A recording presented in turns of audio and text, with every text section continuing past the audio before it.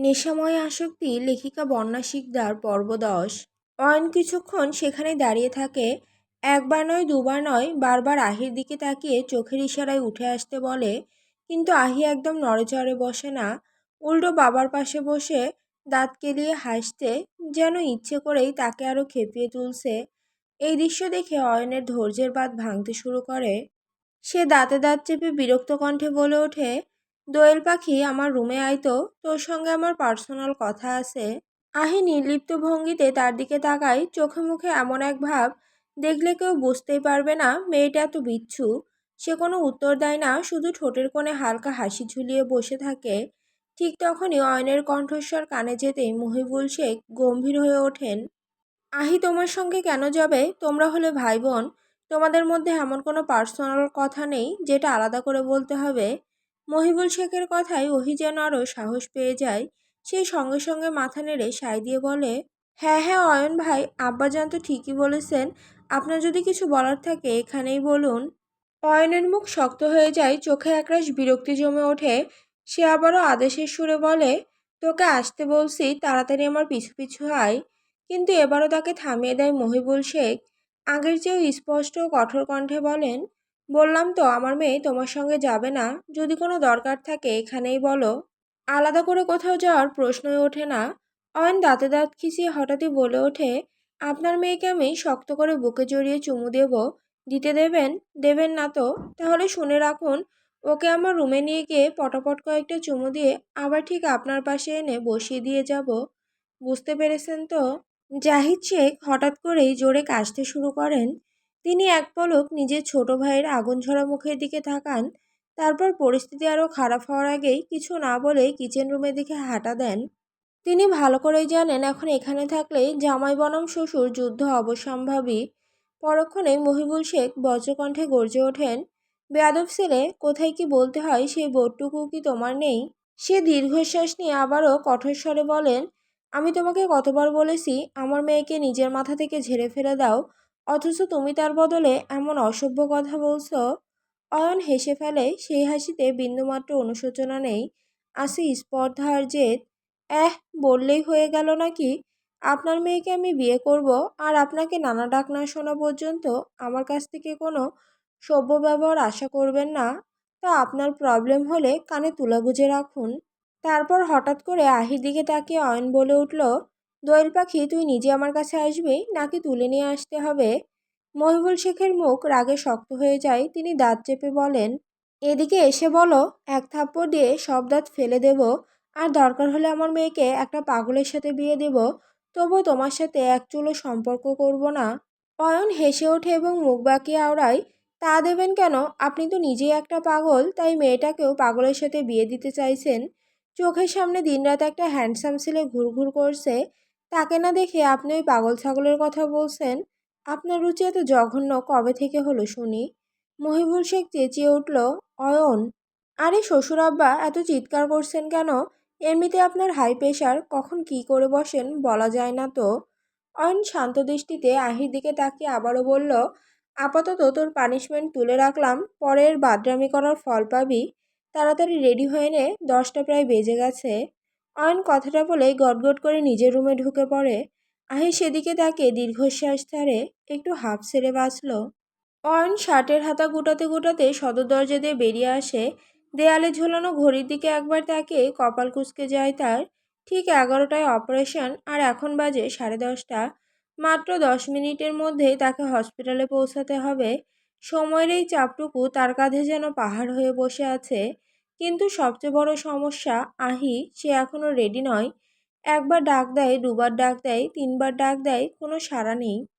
অয়ন বিরক্তিতে দাঁতে দাঁত চেপে নেয়। ঠিক তখনই গুটি গুটি পায়ে আহি সামনে এসে দাঁড়ায়।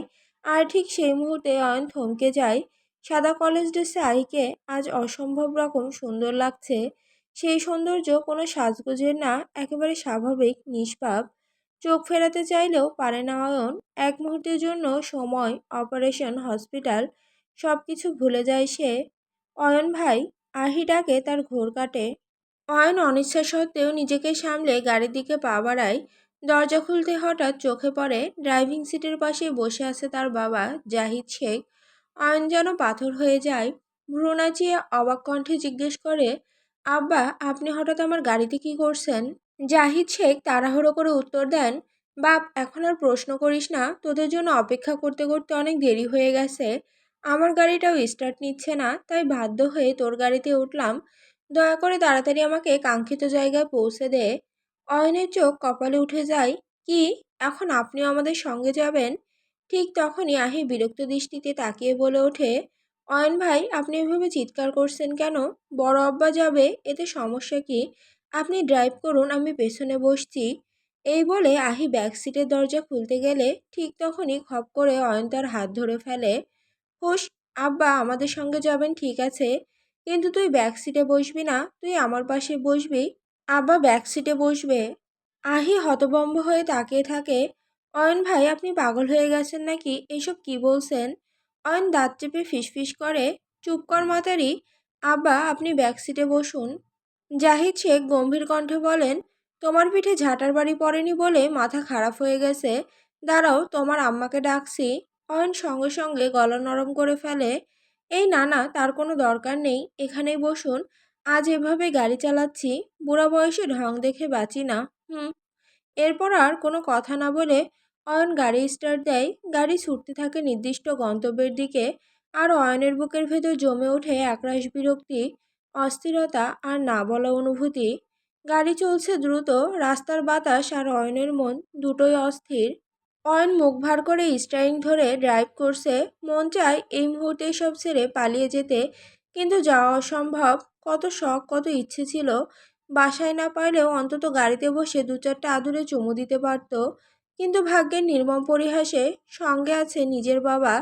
জাহিদ শেখ সিটে হেলান দিয়ে বসে আছে। হঠাৎ গাড়ির হেলানে তাল সামলাতে না পেরে অয়নের উপর ঝুঁকে পড়ে। অয়ন চোখ মুখ কুঁচকে তাকায়, মনে শান্তি নেই, তার উপর বাবা। জাহিদ শেখ ছেলের রাগে দৃষ্টি বুঝে গম্ভীর স্বরে বলেন, এভাবে রাক্ষসের মতো তাকিয়ে আছো কেন? মনে হচ্ছে ওই চোখ দিয়ে আমাকে গিলে খাবে। অয়ন দাঁত চেপে গম্ভীর স্বরে জবাব দেয়, শুনুন আব্বা আপনাকে খাওয়ার রুচি আমার কোনো কালেই নেই, তবে যদি মাইন্ড না করেন তাহলে আপনার ভাইয়ের মেয়েটাকে একটু টেস্ট করতে পারি। জাহিদ শেখ চমকে ওঠে, কপাল কুঁচকে বলে, লজ্জা করে না এসব নোংরা কথা বলতে, বেয়াদব ছেলে। অয়ন ঠোঁটের কোণে অল্প ব্যঙ্গ মিশ্রিত হাসি টেনে নিল। এই সিম্পল কথাটাকে আপনার নোংরা মনে হচ্ছে? How funny. তাহলে রাতে যদি। জাহিদ শেখ কড়া স্বরে তাকে থামিয়ে দেয়। জাস্ট শাট আপ অয়ন, তুমি কি পাগল হয়ে গিয়েছো? মাথায় কোনো বোধ বুদ্ধি নেই? কোথায় কি বলতে হয় সব ভুলে গেছো? অয়ন এবার চোখ মেলে মুখে জেদ জমিয়ে বলে, হ্যাঁ ভুলে গেছি, সব ভুলে গেছি। বিয়ে করিয়ে দেন তাহলে সব মনে পড়বে। আর মনে রাখবেন, বিয়ে তো আমি আপনার মেজো ভাইয়ের মেয়েকেই। স্বপ্ন দেখতে থাকো, স্বপ্ন দেখতে তো আর টাকা লাগে না। জাহিদ শেখের কথায় কটাক্ষ স্পষ্ট। অয়ন তার দিকে তাকিয়ে ঠোঁট বাঁকিয়ে উত্তর দেয়, শুধু টাকা না, যে বালই লাগুক না কেন, তবু আপনার ভাইয়ের মেয়েকে বিয়ে করব, দেখে নিয়েন। গাড়ির ভেতর হঠাৎ অদ্ভুত এক পরিবেশ তৈরি হয়। আহি কখনো অয়নের দিকে, কখনো জাহিদ শেখের দিকে তাকাচ্ছে আহাম্মকের মতো। তারপর আর নিজেকে সামলাতে না পেরে খিলখিল করে হেসে ওঠে। অয়নের বিরক্তি চরমে পৌঁছায়, সে চোখ রাঙিয়ে ধমক দেয়, এই মাতারি হাসতিস কেন? সঙ্গে সঙ্গে আহির হাসি উধাও, ঠোঁট চেপে চুপ হয়ে যায় সে। ঠিক সেই মুহূর্তে গাড়িটা সামান্য এদিক ওদিক হলে জাহিদ শেখ আবার অয়নের গায়ে ধাক্কা খায়। একবার নয়, পরপর কয়েকবার। বাবার শরীর গায়ের সঙ্গে ঘেঁষে যেতেই অয়নের ধৈর্যের বাঁধ ভেঙে যায়। সে দাঁত খিচিয়ে চেঁচিয়ে উঠল, আব্বা আব্বার জায়গায় থাকেন, এমনভাবে ঘেঁষাঘেঁষি করছেন কেন? মনে হচ্ছে আমি আপনার বউ আর আপনি আমার জামাই। ছেলের বউকে ছেলের পাশে না বসিয়ে হাতির মতো নিজে এসে বসেছেন। একটু রোমান্টিক মোডে ড্রাইভ করব সেটাও পারছি না। হুম। জাহিদ শেখ হঠাৎ করে প্রবলভাবে কাশতে শুরু করলেন। মুহূর্তের মধ্যে গাড়ির ভেতরের বাতাস ভারী হয়ে উঠল। নিজের ছেলের মুখ থেকে এমন নির্লজ্জ কথা বেরোতে পারে, এটা তিনি কল্পনাও করেননি। এতদিন জানতেন ছেলে বেয়াদব, কিন্তু এই যে এই মাত্রায় বেহায়া, সেটা আজ নতুন করে বুঝলেন। আহি দ্রুত ওয়াটার বোতল এগিয়ে দেয়। জাহিদ শেখ কাঁপা কাঁপা হাতে বোতলটা নিয়ে ঢকঢক করে পানি খেয়ে ফেলেন। বুকের ভেতর ধুকপুক করছে, চোখে বিস্ময়ের ছাপ স্পষ্ট। নিজের কানকেই যেন বিশ্বাস করতে পারছেন না। এই কথাগুলো কি সত্যি তার নিজের ছেলের মুখ থেকে বেরিয়েছে? কিছুটা শান্ত হয়ে তিনি তীক্ষ্ণ দৃষ্টিতে অয়নের দিকে তাকালেন। গলায় জমে থাকা রাগ আর বিস্ফোরিত হয়ে বেরিয়ে এলো, নির্লজ্জ বেহায়া নষ্ট ছেলে, তোমার মুখে কি কোনো কথা আটকায় না? অয়ন একেবারে নির্লিপ্ত স্টিয়ারিংয়ে হাত রেখে চোখ সামনে রাস্তার দিকে একটু বিচলিত না হয়ে বলল, শুধু মুখে না আপা, আরও অনেক জায়গাতে আটকায় না? নেহাত আমি দেখাই না বলে আপনি দেখতে পান না? অয়ন, জাহিদ শেখের গলা কাপসের আগে অয়ন হালকা হাসি দিয়ে সঙ্গে সঙ্গে কথাটা ঘুরিয়ে নেয়। আরে আব্বা, আপনি রেগে যাচ্ছেন কেন? আমি তো চোখের দৃষ্টির কথাই বলছি। যেদিকে তাকাতে না চাই সেদিকেই এই চোখ জোড়া এমনভাবে তাকিয়ে থাকে। জাহিদ শেখ আর নিজেকে সামলাতে পারেন না, গম্ভীর কঠোর কণ্ঠে বলে ওঠেন, তুমি গাড়ি থামাও, আমি এখানেই নেমে যাব। কথাটা শেষ হতে না হতেই অয়ন আচমকা ব্রেক কষে গাড়ি ঝাঁকুনি দিয়ে থেমে যায়। অয়ন ঠোঁটের কোণে বাঁকা হাসি ঝুলিয়ে নির্লজ্জ ভঙ্গিতে বলে, গাড়ি থামিয়েছি আব্বা, আপনি নিশ্চিন্তে নামতে পারেন। চুপ কর আহম্মক, তাড়াতাড়ি আমাকে অফিসের সামনে নিয়ে চলো। এই কথায় অয়ন মুখ বাঁকিয়ে নেয়, চোখে একরাশ তাচ্ছিল্য হাসি টেনে বলল, যার কথার সঙ্গে পাছার কোনো মিল নেই তার সঙ্গে সংসার করছে আমার আম্মা, এটাই আশ্চর্যের। আমার আম্মা বলেই করছে, অন্য কেউ হলে তো অনেক আগেই আপনার সংসারে লাথি দিয়ে চলে যেত। হুম।